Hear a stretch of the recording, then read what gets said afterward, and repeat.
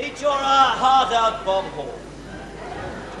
May I introduce tonight's melodrama, a tale which has grown out of the folklore of this land.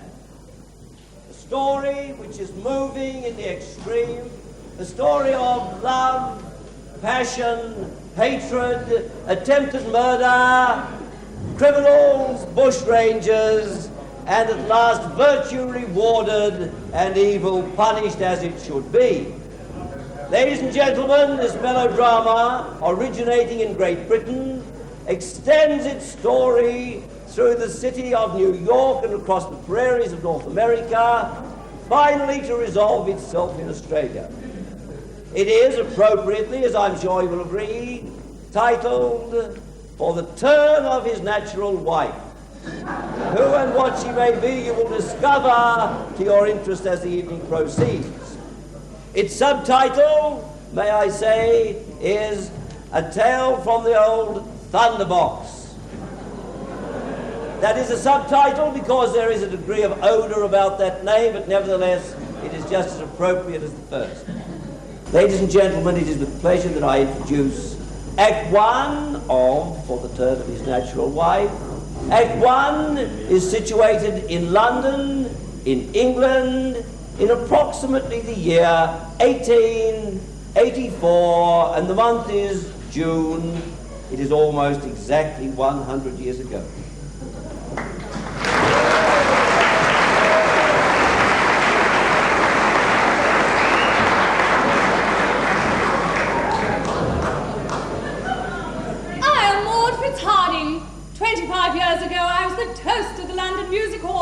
Admired and respected by all who came to see and hear me. One of my most constant admirers was Horatio C. Fitzharding, but he, alas, was far above my station, so I tried desperately not to fall in love with him, and he indeed tried desperately not to fall in love with me, but we couldn't help ourselves. And though his family disowned him, cut him off with a shilling, and never recognized me or the children we was to have, or although I was to have, but he was to help in, we married and had 3 children and 4 happy years together. I'm Hannibal Fitzharding, an aristocratic... Hello. An aristocratic name, even though Daddy married below his station.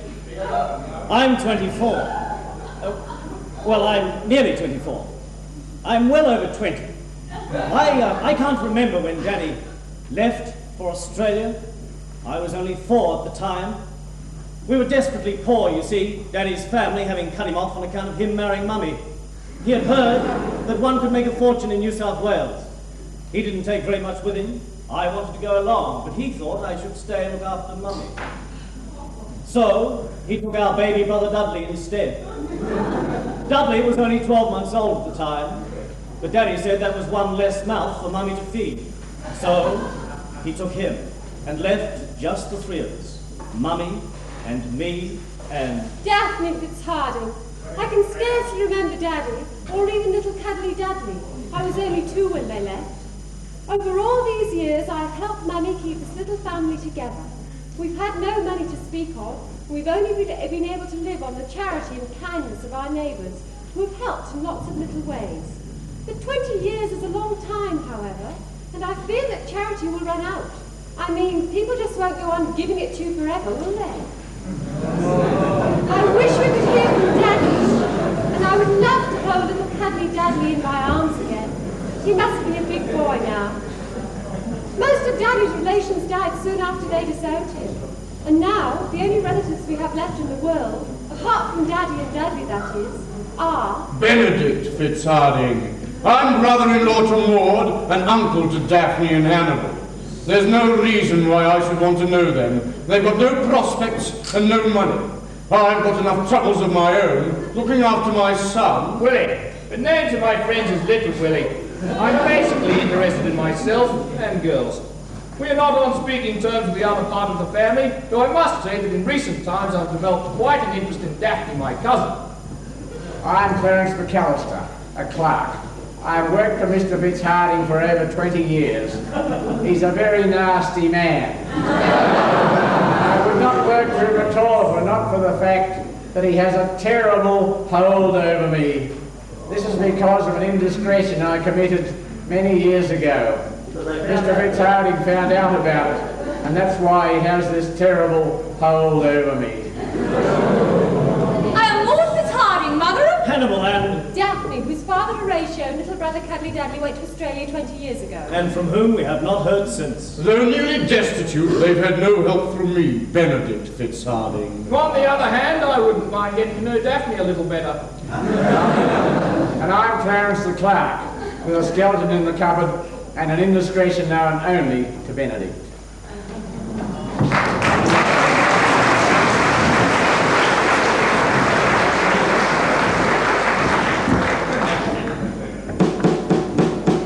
Oh, that must be the post. I will go, mother. It is years since we have had a letter. Who would want to write to us? Look, mother, a very large envelope. It's all battered about. And it bears an Australian postmark. Perhaps it is from your father, from whom we have not heard these past 20 years. Open it, Mother, and find out.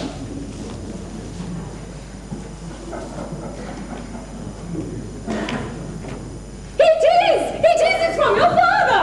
And the date says 8th June 1864. Why, that's 20 years ago. This letter has taken 20 years to reach us.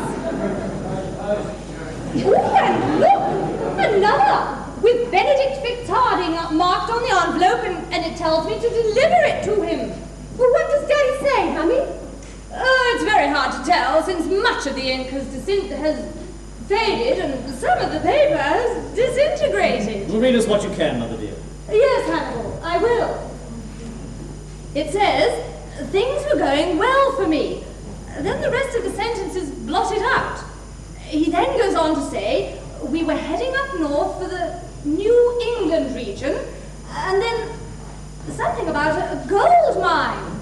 That sounds better. Oh, hush, Hannibal! Oh, dear! Oh, gracious! What's the matter, Mother? Oh, it's dreadful! He said, when we got to the New England region, with dearest Cuddly Dudley, he was captured by bushrangers, a cutthroat gang led by the dreaded Captain Thunderbox. How awful! Did he escape? No! He says, Thunderbox believes me to be wealthy, and although I know of a gold mine, I am as yet penniless. I fear he plans to shoot me at sunrise tomorrow. He has permitted me as a last wish to write this letter to you. I dare not think what might happen to Dudley after they kill me, but you must go to my brother Benedict and ask him for help. I feel sure he will find it in his heart to take you in under these unfortunate circumstances. Give him the enclosed letter and documents. If they do not shoot me, I will try to write again. But the mail service in the New England is very bad, and they have just closed down the telegraph office at Tamworth. I do hope they will be kind to Dudley. Signed, your brave and loving husband, Horatio C. Fitzharding. Oh, Abby, how awful! Daddy caught and shot by bushrangers. And 20 years ago. That does explain why he hasn't written, I suppose. And I've been embroidering a singlet for Dudley all this time. He won't be needing it now, will he? And what of our brother Dudley? Poor Cuddly Dudley, left to those ruffians all these years. We must get him back. Mummy, we could never get to Australia. We have no money. And even if we did, we'd never recognize Dudley. We haven't seen him for 20 years. We will get there, and when we do, I will recognize Dudley by his birthmark. His birthmark? Yes, his birthmark. Hannibal, you never noticed it, and Daphne, it being where it was, you never would have seen it. But I knew it was there, and I saw it often, and I would know Dudley anywhere by it. And my mother's intuition tells me that somewhere out there in that great Southland is Dudley and his birthmark, both waiting to be reunited with his loving mother. But Mother, how will we get there? We're penniless. We will do as your dear late, father suggested. We will throw ourselves on the mercy of your Uncle Benedict. We will journey to London, deliver that letter to him, acquaint him with predicament and ask him for the fare to Australia. Mummy, you're so brave. I know. An inspiration to us all. I know that too. You've taken Daddy's death so well.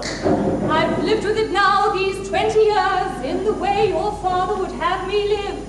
There were only two loves in your father's life, me and Queen Victoria. He would have died serving her and thinking of me.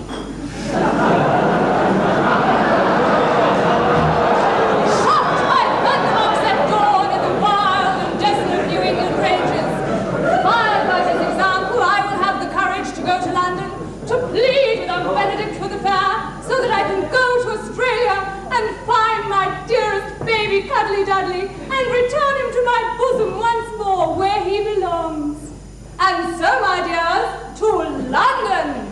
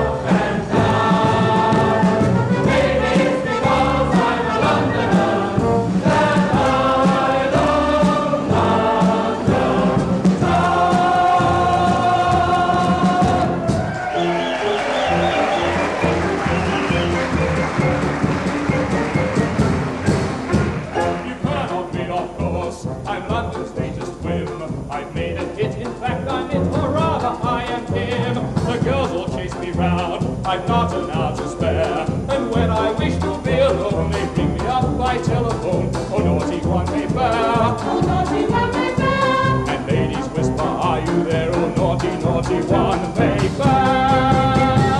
Oh, now,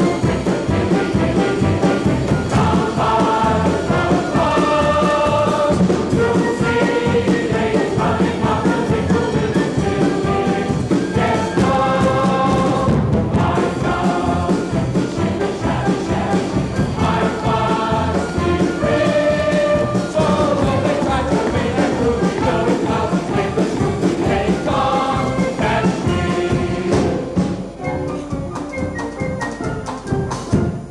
Lady Vidavir, I'm quite a household pet. I've been pursued by Ermentrude and kissed by Violet. With Ethelwyn and Maud, I'm very much all there. And Christabel rang up to say, come round to lunch at Halloween. Oh, naughty one may bear. Oh, naughty one may bear. The feeding tubes he wants to share with naughty, naughty one may bear.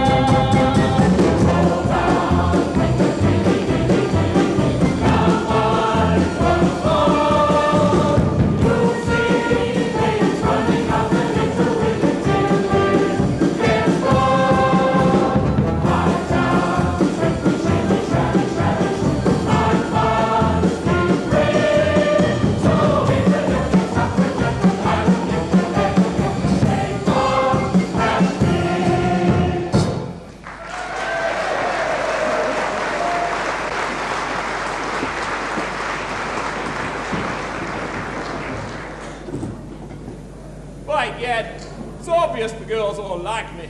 Well, can't blame them, really. I'm jolly, handsome, charming personality. I've got everything, actually. I'm modest, too.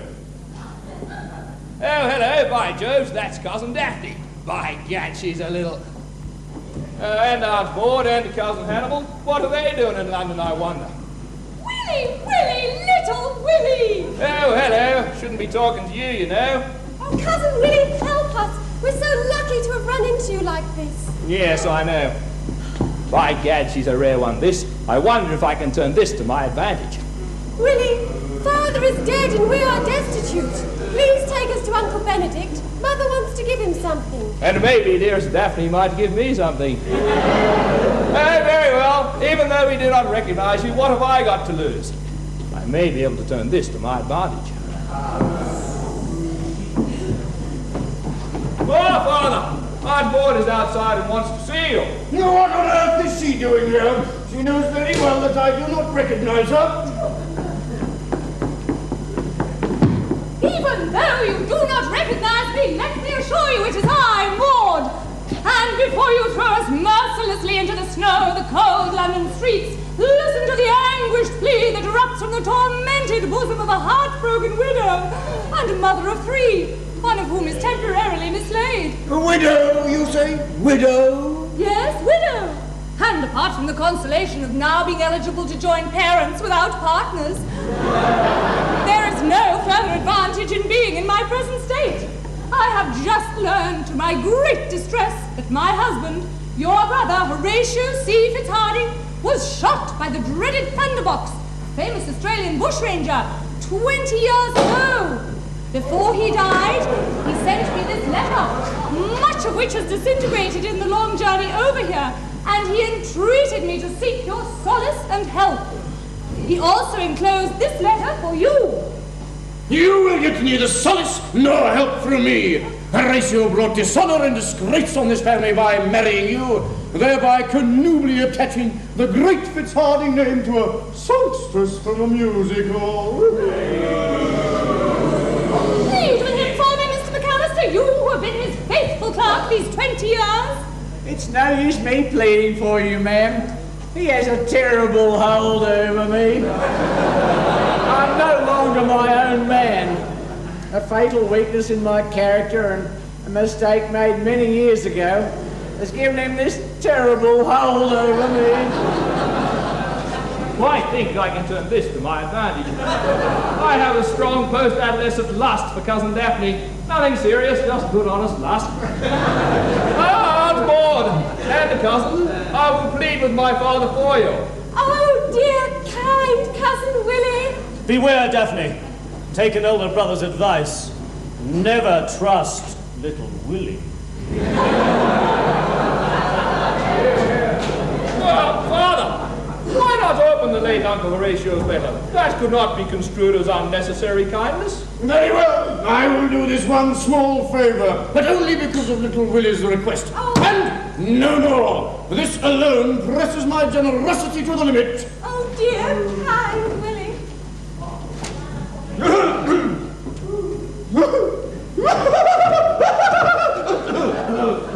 What is it, Benedict? Nothing. Just a note to say that he's dead. Dead? What say you, Uncle Benedict? He could not have been dead when he wrote the letter. No. He died soon after. Willie, come here. We have to go into the conference. McAllister, this will concern you too. This letter is so old that some of the writing has faded. It says here that my brother Horatio has discovered a gold mine, and he's called it the Queen Victoria. He always was an excessively patriotic fool, was Horatio. Unfortunately for him, but fortunately for us, he has been bushranged by the dreaded Thunderbox and his accomplice Hipfoot. He says that they have taken his money, but do not want his gold mine. He thinks that they will shoot him and wants us to look after Maud and the children. He wants us to send Maud to Australia, so she can get her hands on the gold mine. A plan hatches in the deep, dark recesses of my brain. What are you going to do, Father? I'll get my hands on a gold mine, what do you think? He's trying to cheat a poor widow and her children. I wish he didn't have this terrible hold over me. I'd spill his beans, I would. Help us, please, Benedict. I who have lost so much. Please pay my fare to Australia so that I can go there and look for my dear baby, Cuddly Dudley, and return him to my bosom once more where he belongs. I am not made of money, Maud. I cannot afford your fare to Australia. You must stay here in England and live as best you can. Oh, I am crushed. Poor Cuddly Dudley. On the other hand, I I'll give my nephew Hannibal Fitzharding a one-way ticket to America. But why should you send me to America, Uncle Benedict? It is the land of opportunity, where if you apply yourself, you can make your fortune. So, if you want to prove what you are made of, you will be on tonight's boat for New York. Oh, Hannibal, one of my sons captured by bushrangers in Australia, and now you going off to America. I don't know which is worse. Be brave, Mother dear. I confess I smell something fishy in Uncle Benedict's sudden burst of generosity, but I will go to America as he suggests, and I will prove what I am made of.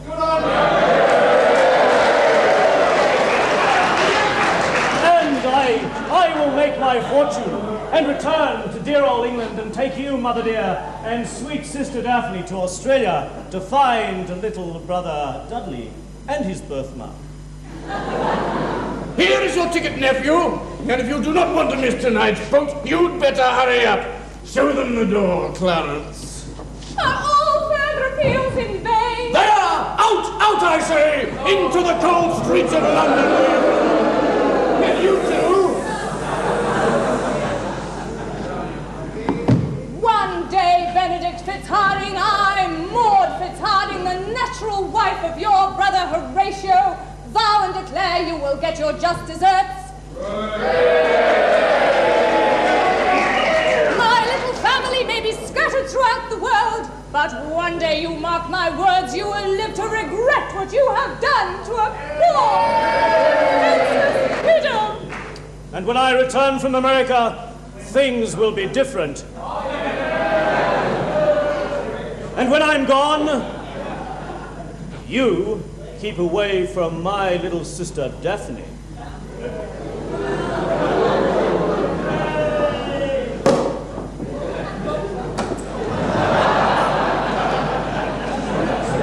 Father, I'm at a loss to know what all of this is about. Oh, it's quite simple. My brother Horatio has found a gold mine in Australia. I don't know where it is, but it's obviously in the area near where this bushranger Thunderbox operates. I intend to make that gold mine ours. Ours? Yes. Maud and Daphne will never get out of England. And in America, Hannibal will meet his death. His death? Yes! That's right, his death. It would be difficult to do away with him here in England, but murder is quite the thing in America. We will follow Hannibal to America and there contrive his sudden and untimely death. We will then journey on to Australia and claim the gold mine that was mentioned in your late uncle's letter. Wouldn't that be breaking the law, Father? Not in Australia, will you, my dear boy? What you're doing is wrong, Mr. Fitzharding. It's not decent. If you didn't have this terrible hold over me, Oh, shut up, you old fool! Now pack your bags. You're coming too. You have an important part to play in my plan. Well, Father, what about little cuddly Dudley? Won't he inherit Uncle Horatio's gold mine? No, captured by bushrangers, Thunderbox, all those years ago, he wouldn't have stood a chance. No. Now hurry up and pack your bags. We will have to get there before them if possible. Soon, our fortunes will be made.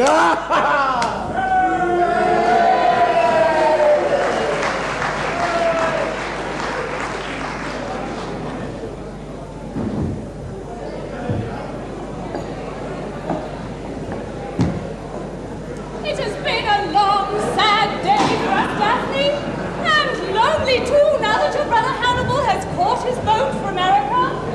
Remember, Mother dearest, that I will always be here to cheer and comfort you. But where shall we spend the night? What shall we do? I haven't been to this part of London for over 20 years. I used to work in a music hall close by, and who can tell my good friends the Samuelsons who owned the theatre, they give me my old job back. Such kind people they were, the Samuelsons. J.B. and his wife Augusta. She was Augusta Arbuckle and the leading lady in the music hall. I'm sure they'd have done very well. Oh, do you think they will help us then? Shorty, dear, they had hearts of gold. Ah! Mother, who are all these people? I was us and the Cockneys, they're the real Londoners. Why, London wouldn't be London without them.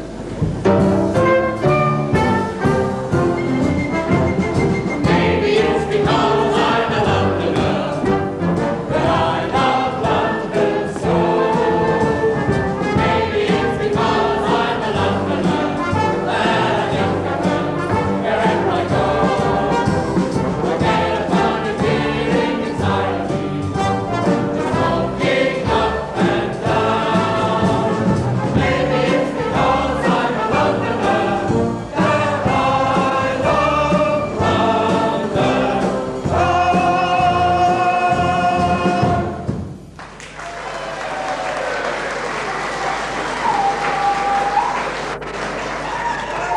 Maria, missus, what are you doing out of town at this time of night? I've come down here to find my good friends, the Samuelsons. Where do you live then? Well, I don't live anywhere at the moment, in particular that is, but I always feel at home in London. Today I've been busy removing, and I'm all of a fidgety fidge. My last eggs were on the embankment, the third seat from Waterloo Bridge. But the cooking and the attendance didn't happen to suit me so well.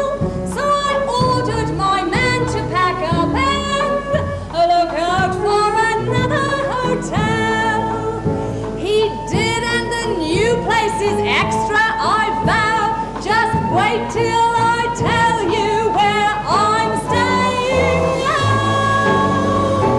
I live in Trafalgar Square with more lions to guard me.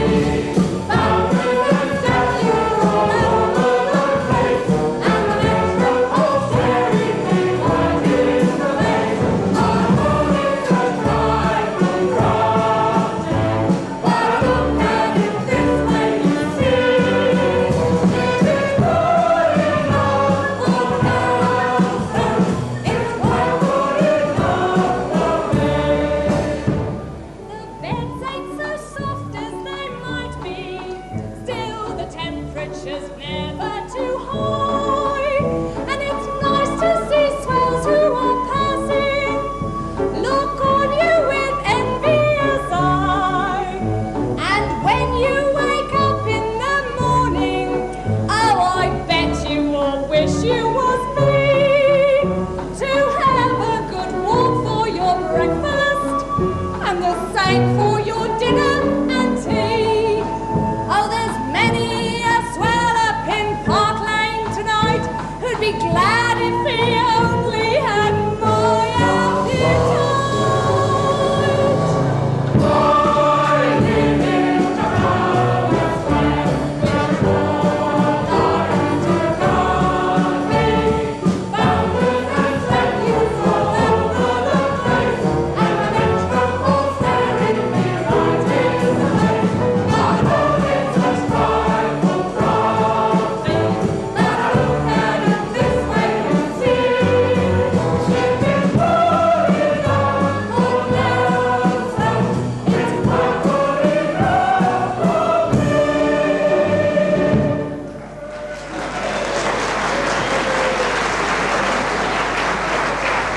Hey!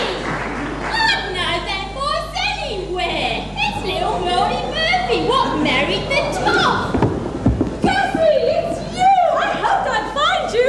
Where's Mr. Samuelson? I'm here, Davy. Look at what I found. Good gracious me, it's little Maud. What brings you back here, girl? Well, we were looking for, hoping we might... It's your girl, Maud. Yes! I told her to ask her what she wants. Don't beat around the bush like that. Augusta, we're looking for somewhere to live. Ah, well, if that's all you want, say it like this. It's rather dull in town, I think I'll take me to Paris.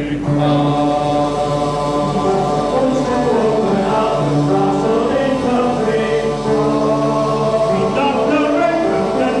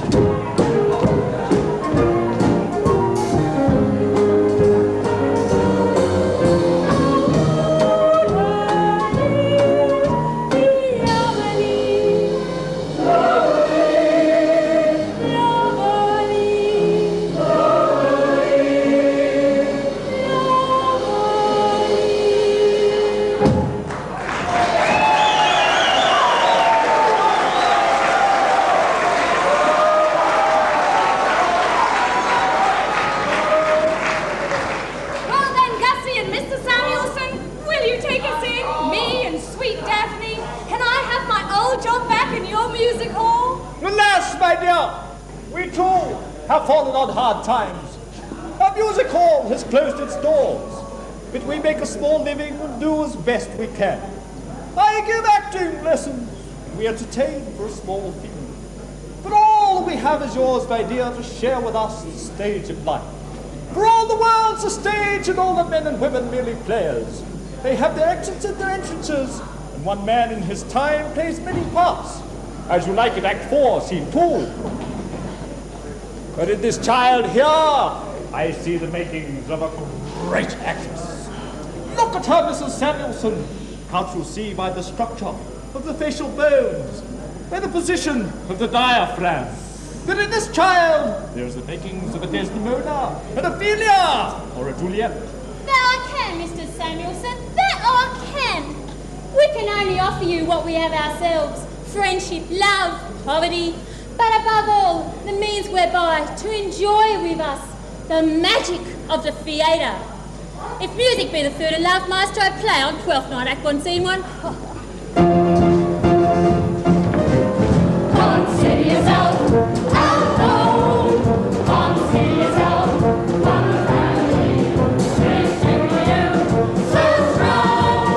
It's clear we're going to get along. Consider yourself well. Consider yourself on the furniture. There is no lot to share. Who cares whatever we got to share? If this match for me, we should take some hard away. Empty lot of days, white crowd. But the chance to meet somebody to put the bill, and the rings are on the wall. Consider yourself proud mate. We don't have no cause for us to have consideration. We can say, consider yourself one of us.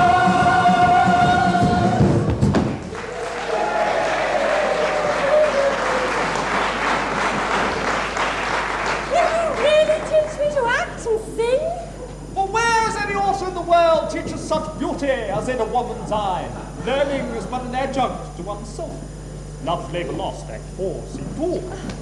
Daphne, my dear, I could make you an actress among actresses. But alas, all too soon this happy little company now fallen upon hard times. It short me to depart for pastures greener in a far and distant hemisphere. What he means is in a month or so we're leaving here and we're journeying to Australia. Australia? Yeah, since things went bad here, we've been looking around for other opportunities. And Mr. Samuelson came upon this advertisement in the newspaper. A famous music hall in the New England region of New South Wales is anxious to secure the services of experienced entertainers from Great Britain. Immediate vacancies exist for talented performers. Well, I replied forthwith that the management wants us to migrate as soon as possible. We leave for Australia at the end of next month. Mr. Samuelson, we are desperate to get to Australia. I have reason to believe that my dear baby Cuddly Dudley is there, and I know I will recognize him by his birthmark. Please, can we come too? I suppose you could. Mother, we have no money with which to pay the fare. Fair? Who speaks of fair? If you have such potential theatricality to join our little company, then you may journey with us as a member of our thespian group. Ah, Mother, it's too good to be true. I can become an actress and go to Australia as well. Why, then the world's mine oyster. Merry Wives of Windsor, Act 1, Scene 1. Welcome to the company, Daphne, and welcome back, Maud, my dear. And now, once more to the breach, dear friends, once more. I see you stand like greyhounds in the slips, straining upon the start. King Henry V, Act 4, Scene 2. She's another brown, she's another brown.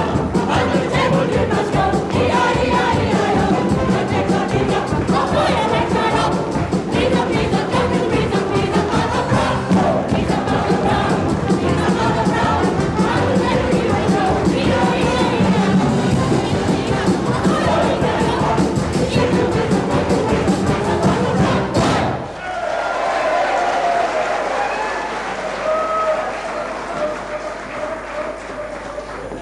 But I wonder how my own dear boy Hannibal is getting on in America.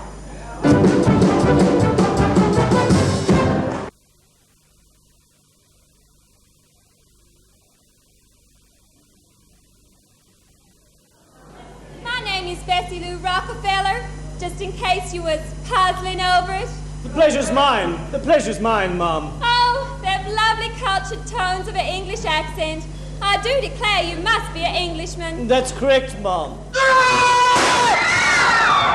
Great Scott, you were nearly shot. Great Scott!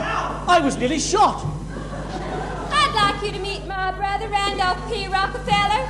He's inclined to be a little noisy. Mr. Hannibal Fitzharding of London, England. Pleased to meet you.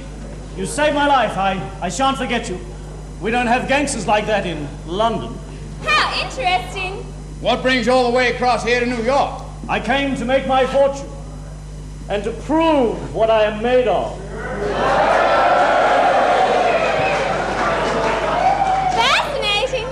You won't make no fortune here in New York. Too many gangsters. What you want to do is come west with us, young man. That's where you'll make your fortune.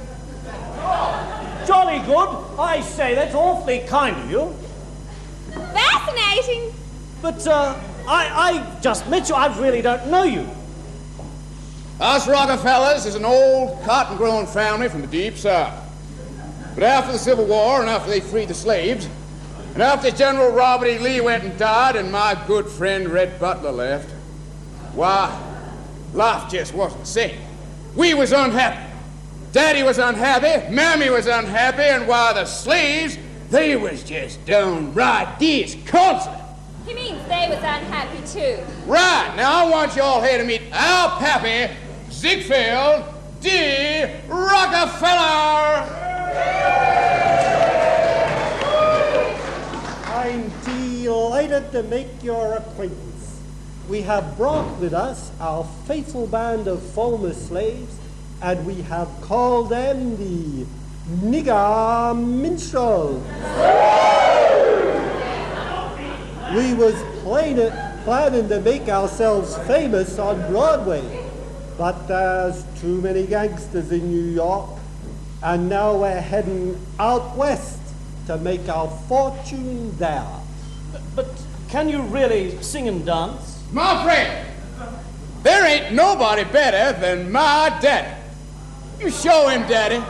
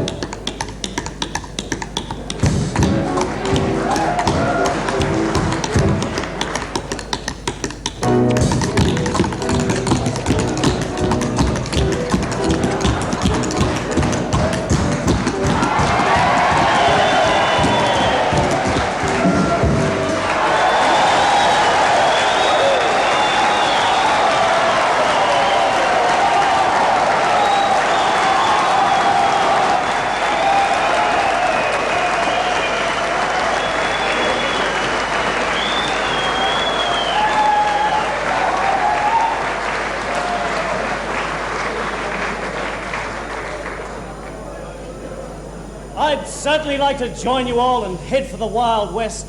I'm sure to be jolly adventurous. Fascinating. But how do we get there? We go by train. First we catch train all the way to Nevada where we get off and then we cross on foot on the desert by foot for 50 miles. Then we get on another train, we go all the way to San Francisco. The Wild West, eh? That's cowboy and Indian country. They'll never get through it alive. Don't let him out of your sight for 1 minute.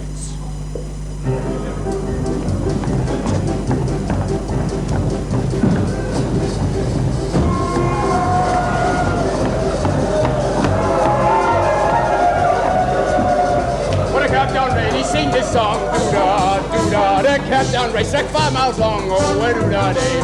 I came down here when my head caved in, doo-dah, doo-dah, I'd go back home with a pocket full of tin, oh, where doo-dah day. Oh,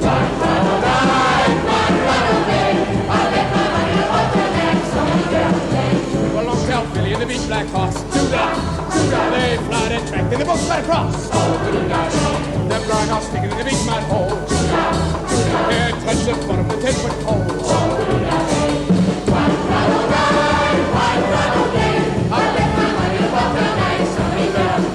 Old muley cow come on the track. The bobtail finger over his back. They're flying along like a railroad car. They're flags a shooting star.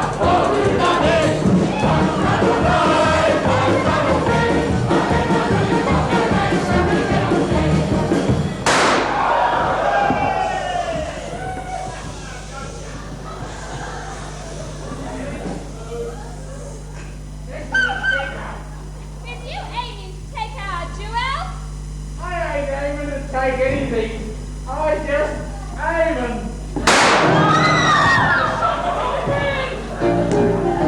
Let's see them flying on a 10-mile beat. Round the race like them rich feet.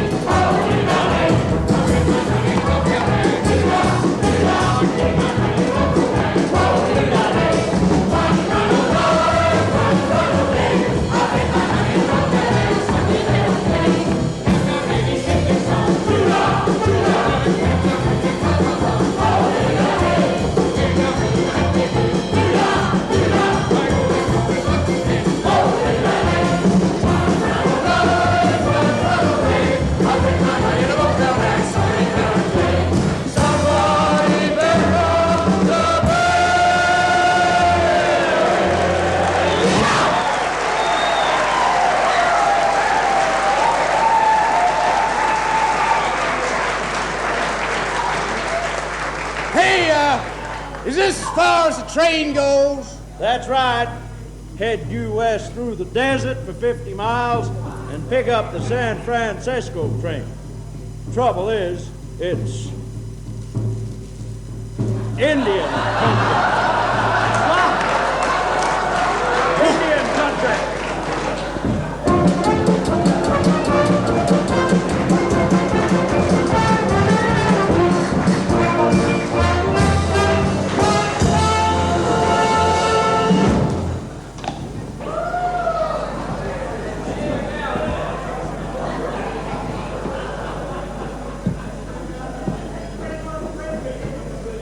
What a place the desert is, Bessie Lou.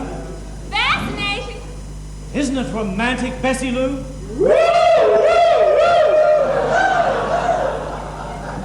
Listen to the birds.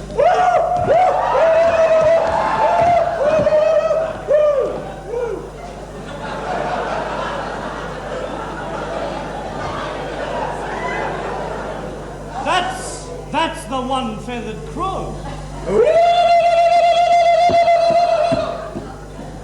That's the pot-bellied bullfinch.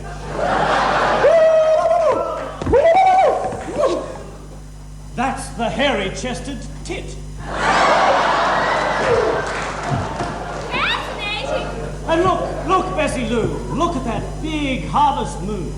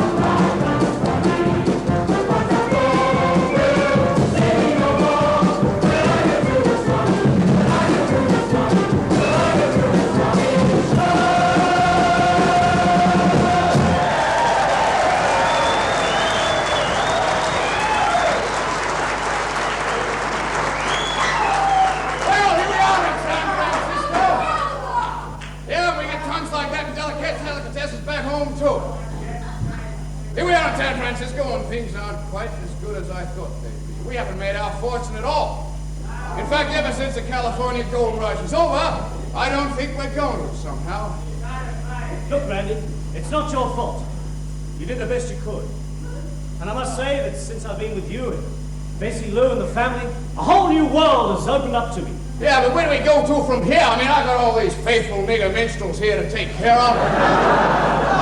They put their lowly trust in me, and I just hate to let them down. I mean, they said, go west, young man. Well, you can't go any western than San Francisco.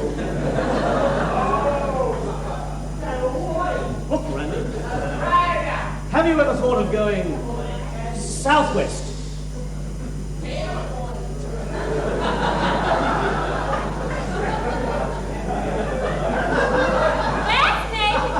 No, Hannibal, on account of there only being 1,000 miles of ocean in that direction. That's right. But if you go far enough, you come to Australia.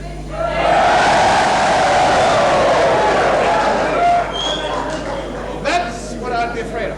Look, Randy, we either go on or we go back. Behind us are Red Indians, bandits, and New York gangsters. Ahead of us is the Pacific Ocean, Australia.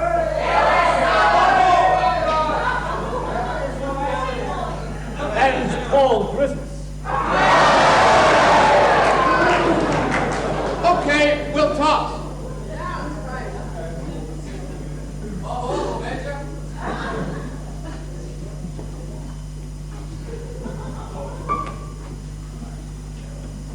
Okay, it's Australia. Look,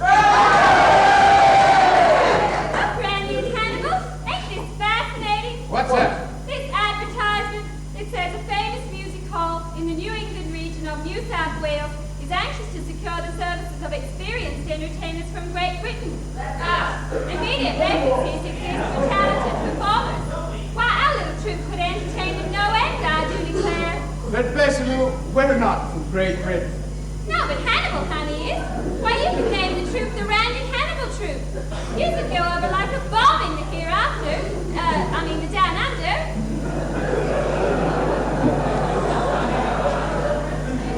I can see it now. Randy Hannibal in lights. Fascinating!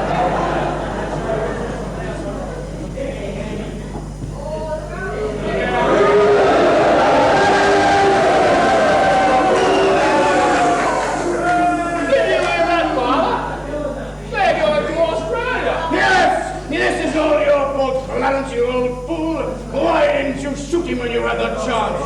It's not my fault at all. And I wouldn't be doing anything. Oh, shut up, you old fool! There is only one thing we can do, and that is to get to Australia before them, if possible. If ever Hannibal should find out that he has a gold mine called the Queen Victoria, then we are foiled, doomed, and what egg? Yes, Randy. How do we get there? By boat, Boat? Fascinating.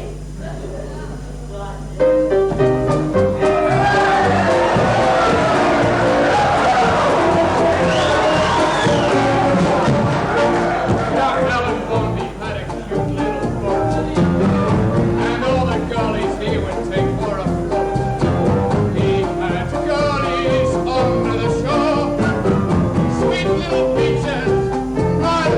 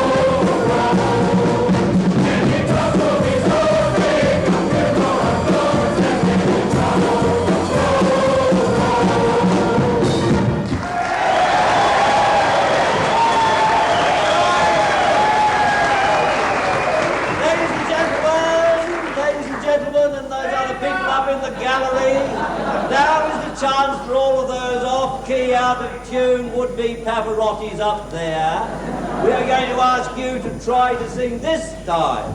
If you can do as well down here as you think you can, then you can sing again later. We challenge you all now to join with us in another version and rendition of Row, Row, Row. But not only do you have to sing it, you've got to work with it. This is called the Dumeric Head of the River. And you row like that. Ladies and gentlemen, this is your chance to see if you can do as well as we can. And frankly, we don't think you can, not if you make those sorts of noises. Thank you, Maestro.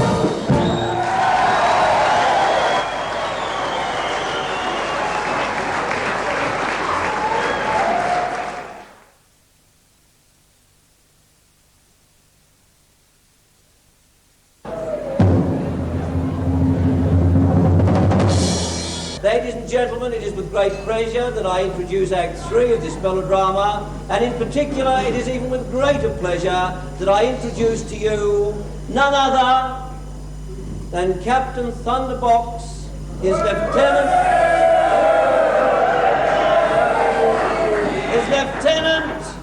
Hipfoot, and other members of his notorious bushranging gang. Thank you.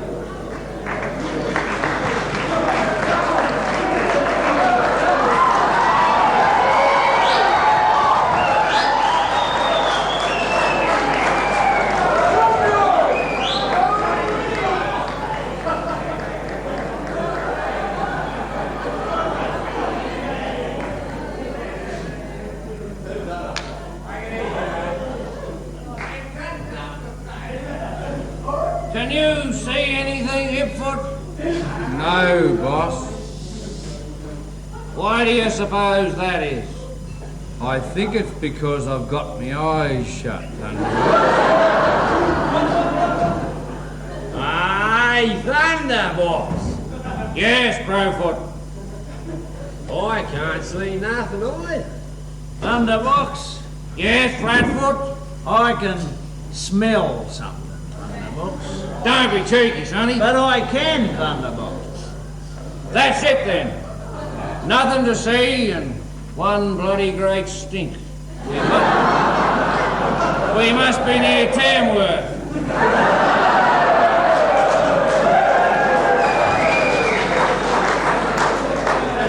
I'm about to get up, Hipfoot. Remember, I'm a wanted man, so watch my back. Okay, boss. But just remember, I'm only a half back. I remember. I remember you can only watch half my back at one time. You let me down badly once before, I recall.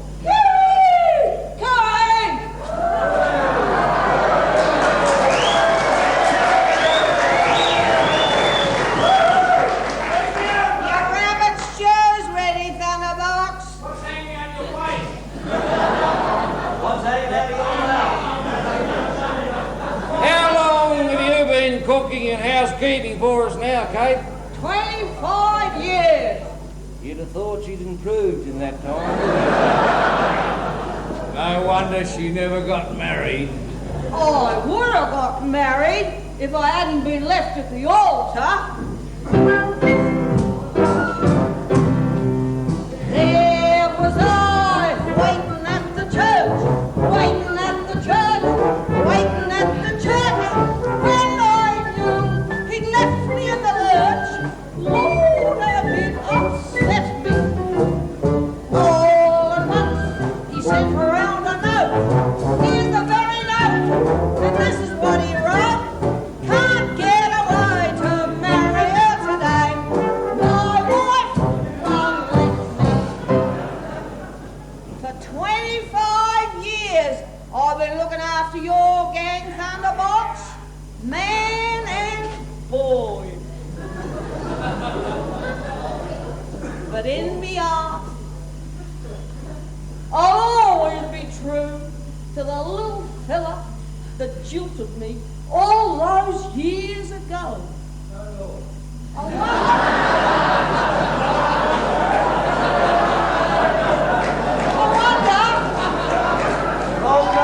wonder whatever became of him. Don't worry, Katie. We all love you. In our own simple way. Katie, beautiful Katie, you're the only girl that I know. Aren't you beaten? Son of a king. There's a hell of a rush to get the Thunderbox roll.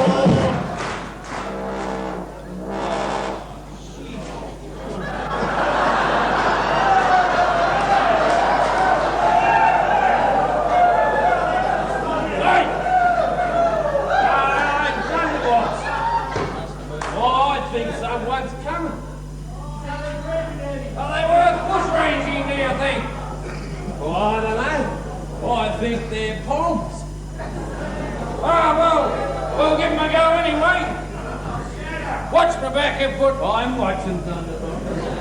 Push ranging positions, everyone!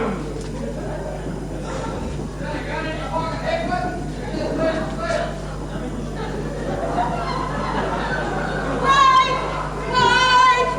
Where's Duckfoot? Wait! Come on, Duckfoot. You and Thunderdog behind the rock. I looked after you from a baby for 20 years. I'm not having you shut out now. Come on. I'll be all right, Katie. I'm a big boy now.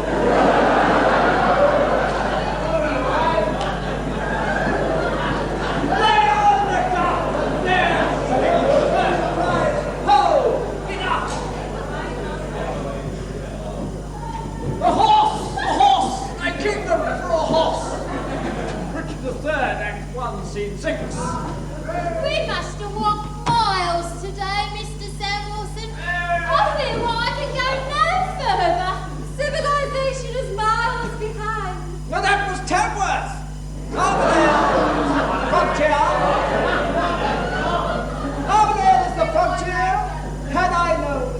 hall engagement was in such a remote place, I don't know that I'd have come at all. Surely then, this is the area where Thunderbox does his bush ranging. Thunderbox? Righto! No prizes for getting my name. A name! What's in a name? A rose by any other name would smell as sweet. Well, you can put your guns away then. We are quite penniless. We are performers travelling to a music hall engagement at Armadale. Daphne, if this is Thunderbox, then one of these men could be your little brother Dudley. Oh, can you recognize him, Mother? No, I can't. But if I could see his birthmark, I would soon know. Well, if you tell me where the birthmark is, I'll help you look. Oh, no, there are some things only a mother can do. Mother cannot do this single-handed. The acting lessons I have heard from Mr. Samuelson I will put to good effect. I will tackle these men one by one. I will carry their part. Even though I die in the attempt. 20 minutes, you say? Quite? And headed for the music hall in Armadale. That is so. Then we'll keep you here a few days and take you to town with us on Saturday. But the performers who came with me will have gone on ahead. They'll be wondering what's happened. So will you after you had a go at dating stew. Inside!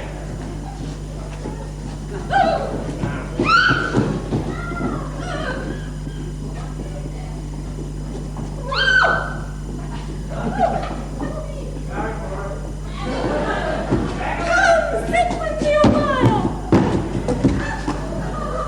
That I might parley that ever thus to know you more. 'Tis years since I have had the chance to look upon the likes of thou, and doing so, espy not you, the Grecian god Apollo in both face and form. Yeah? Idiot! But I will do my very best for thee, if thou wilt bear thy troubled breast for me. Strength!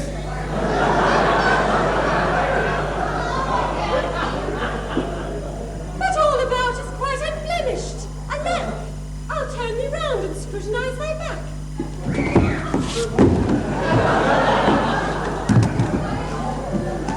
She's keen. But with myself again I must be frank. Regretfully I've drawn a blank. Righto, sonny! You've been taught better manners than that. Cut it out!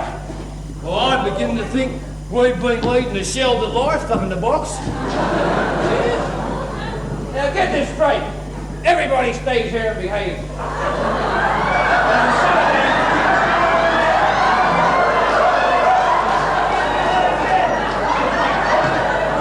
And on Saturday, we hit the town and visit the music hall.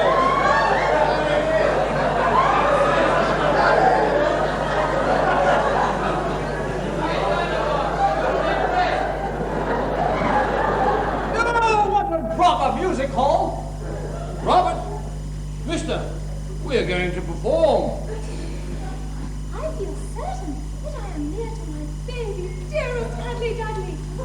My mother's intuition tells me he is near. A thorough search from top to toe I gave that one. The only place I didn't look was on his foot.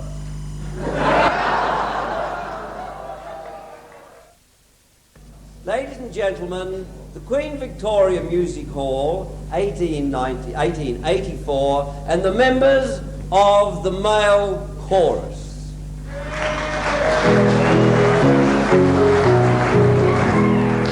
Once a jolly swagman can buy a billabong under the shade of a cooling-on tree, and he sang as he was and waited till his Billy boy yo. You drummer waltzing Matilda.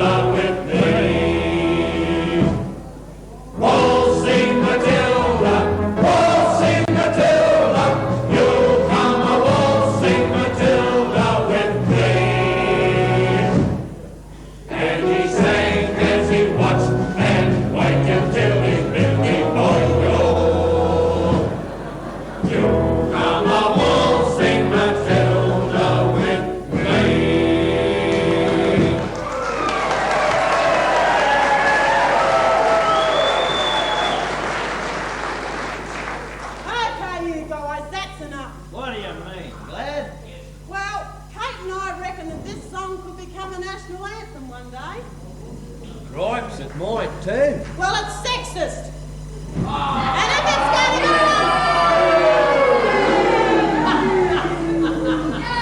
And if it's going to become a national anthem, we're going to have to cut all the sex out of it. Haven't we, Katie? My oath, lad. Sexist? Waltzing Matilda, sexist?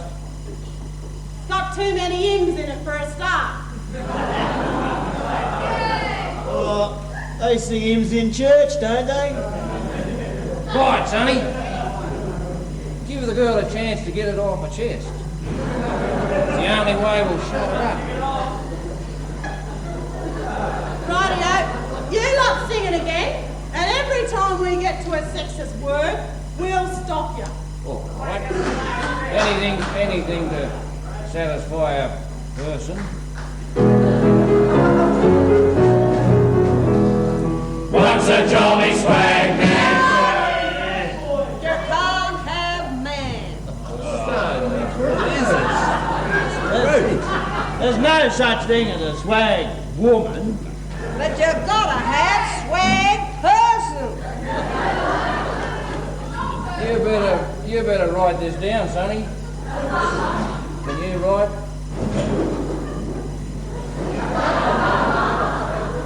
Only just. Once a jolly swag person can buy. Can't have cunt.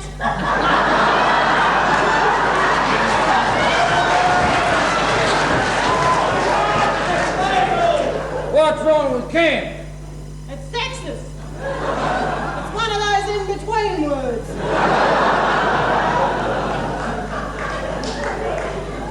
It means poofter. I didn't realise that. Can't have that. What can we have instead? You can say squatted. That'd fit in. Once a jolly swag person squatted by a villa. I can't have Billy. Why not? Billy silly boy's name. It's sexist. Gonna have person again. Once a jolly swag person squatted by a person born under the shade of a cooley tree.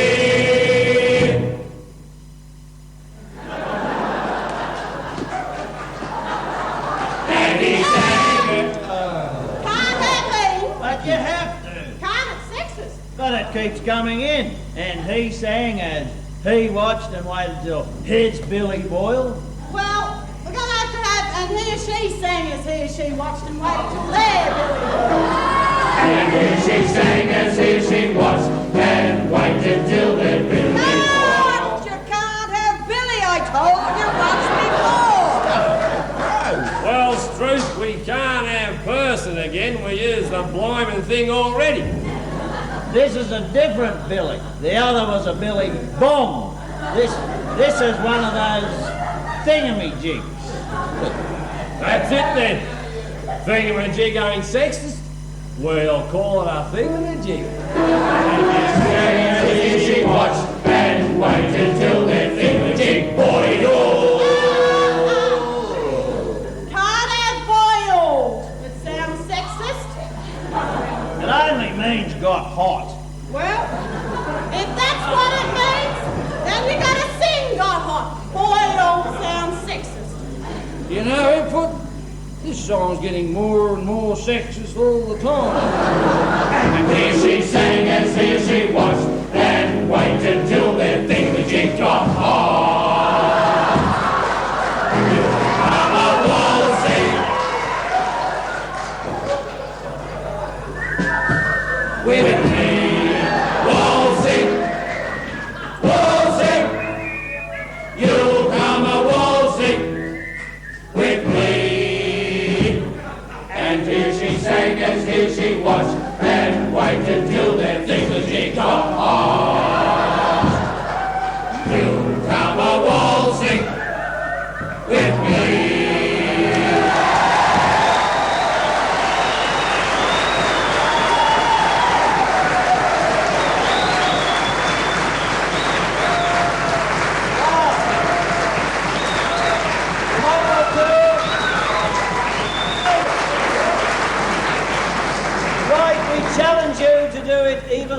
laugh as well. Nobody, let there be nobody who does not at least try to do this tonight and get his head or her head moving in the right way at the right time. Are you ready? First of all, cross your legs.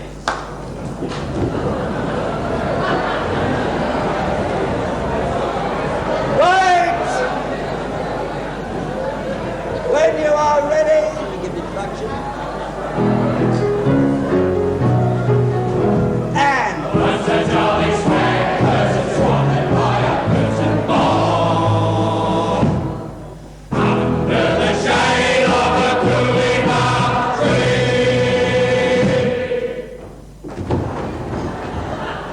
And here she sang and here she was, and waited till they're thinking she got off. You come a waltzing with me. Waltzing, waltzing, you come a waltzing with me. And here she sang and here she was, and waited till they thinking she got off. You come a waltzing with me.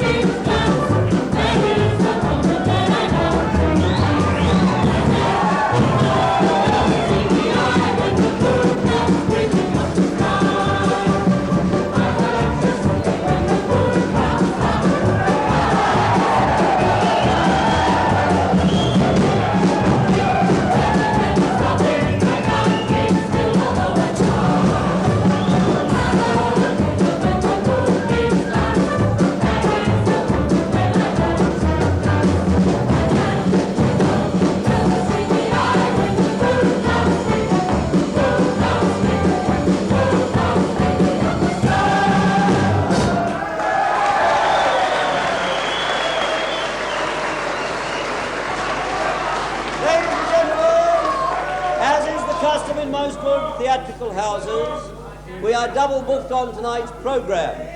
Ladies and gentlemen, because one of the newspapers found its way to San Francisco, I'm happy to say we have also tonight a group of American entertainers, and any moment now they will burst upon this very stage and entertain you as only the way that Americans can. It is a great pleasure for me to welcome here the Rockefellers and their troupe of minstrels from the United States of America. But first of all, we introduce the proceedings, as is the custom in the Deep South, with a hymn.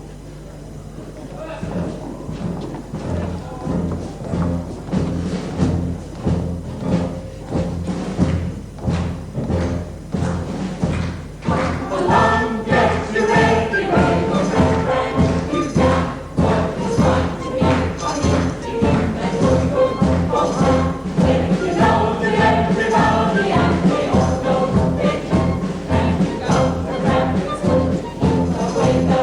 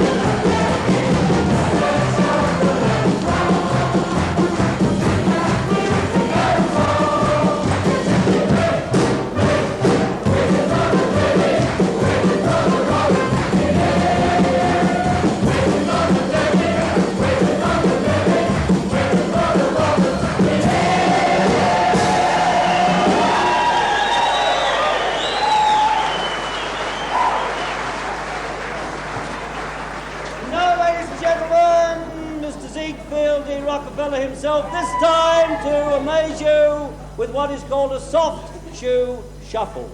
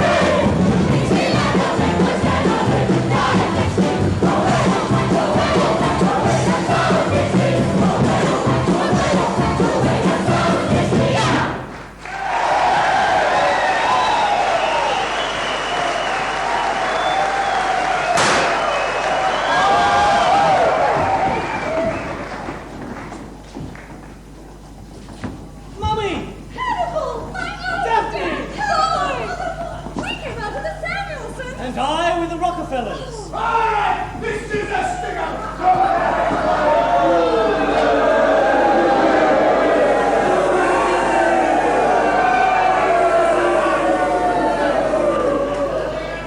Who are you, Sonny? I don't have to answer that question. I only do my talking with a gun. I'm on this music hall surrounded. Anybody who goes through that door gets shot. Are you there, Hipfoot? Yes, Thunderbox. Can you see anything? No, Thunderbox. Have you got your eyes open? Half open, boss. What do you want, Sonny? I want the deed to a gold mine, which used to be the property of Horatio Fitzharding. And I want you to hand over that horrible little bomb down there. The one that came in with the Americans. Can't do it, mate. You've got no choice, Thunderbox. I'll give you 10 seconds before I open fire. But Hipfoot and the boys will start shooting and someone's sure to get hurt. So I'll take my chance. You see, I can see you, but you can't see me. You'll never get away with that. Why can't I get away with it? Well, someone will tell Ian Sinclair and you'll never make it.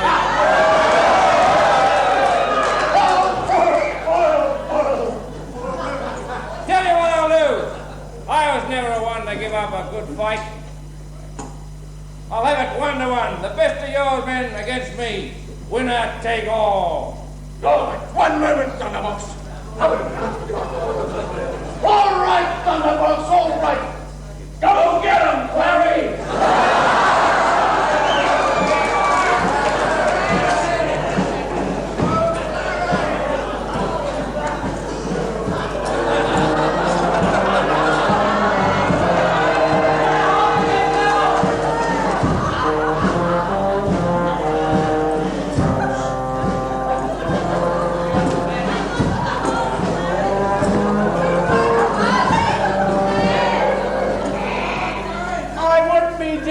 misery in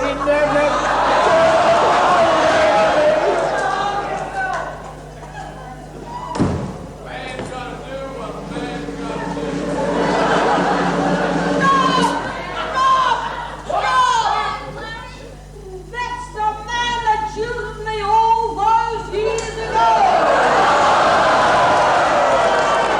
That's Thomas McAllister. Yeah, but now carry yourself, clown. Well, Kate, I was going to marry you, but as I said in my note, my wife wouldn't let me, and soon after that she divorced me. I would have come looking for you, except that Benedict Fitzharding told me that overcome with grief and embarrassment, you had committed suicide, that I was responsible for your death. And that's what gave him that terrible hole. I've worked for a penny's ring all these years and done all this dirty work, but if you're not dead, he no longer has this hold over me. Thank God for that. I've been condemning all this wickedness in trying to cheat his poor widowed sister-in-law Maud Fitzharding and cause the early demise of his nephew Hannibal Fitzharding. Excuse me, did you say Maud and Hannibal Fitzharding? Yes, I did. Maud, don't you recognize me? Horatio, my husband!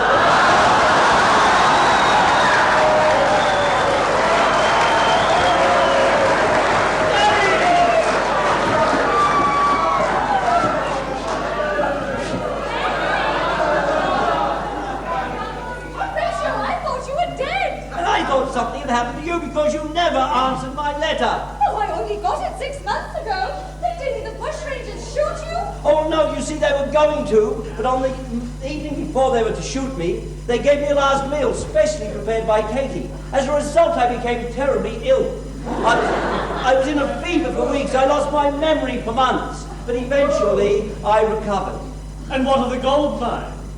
The gold mine? The one you told us about in your letter. Oh, yes, of course.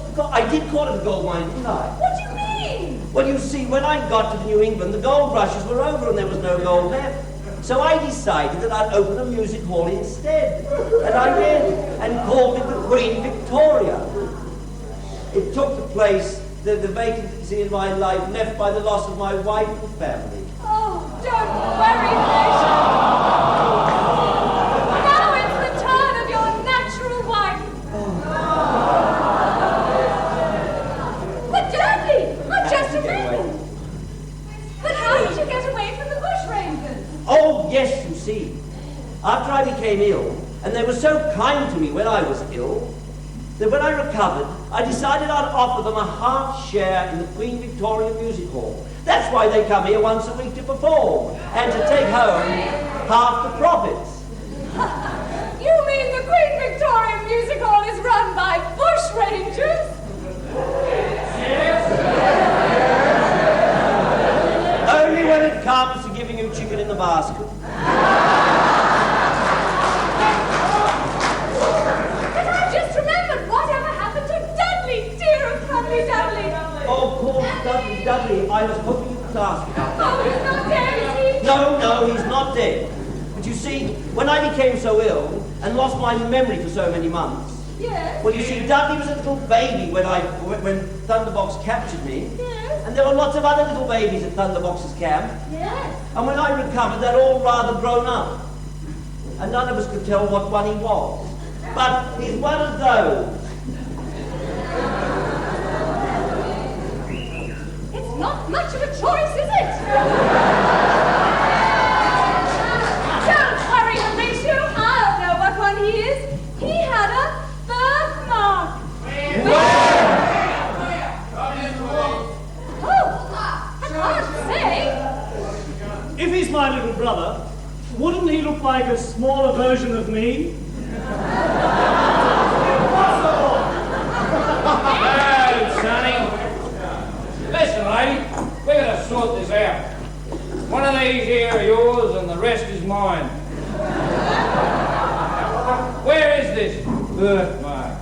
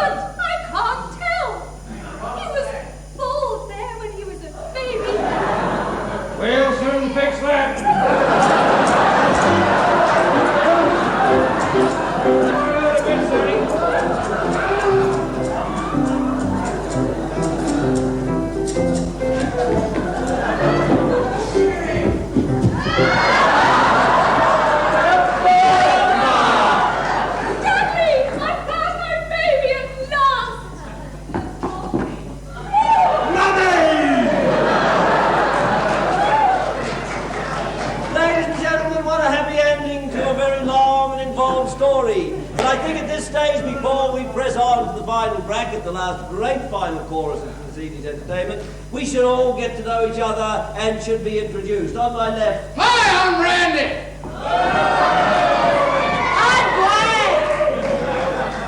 Hey, listen, mate. Well, I got just the Sheila for you.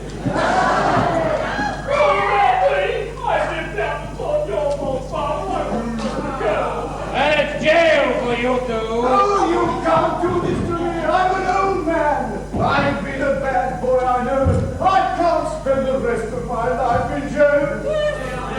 Don't worry, mate. This is New South Wales. You'll be out in a week or so.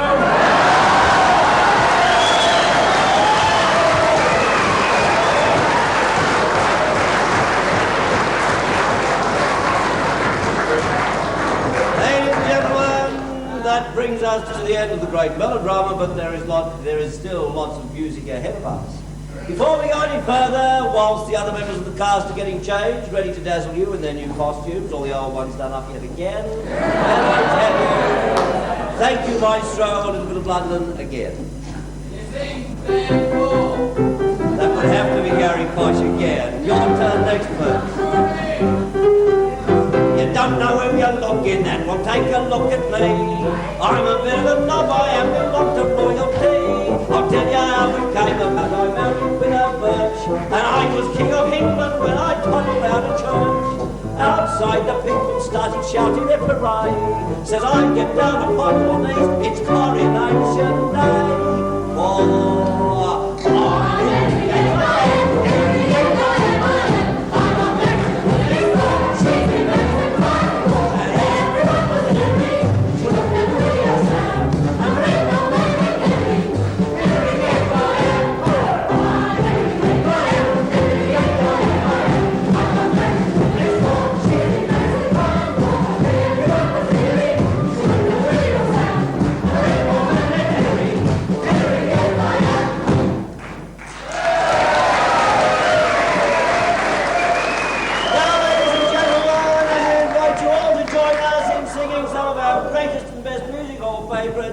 introducing the great dames of this music hall theatre. With "Oh You Beautiful Darling," please feel free to join in. Thank you.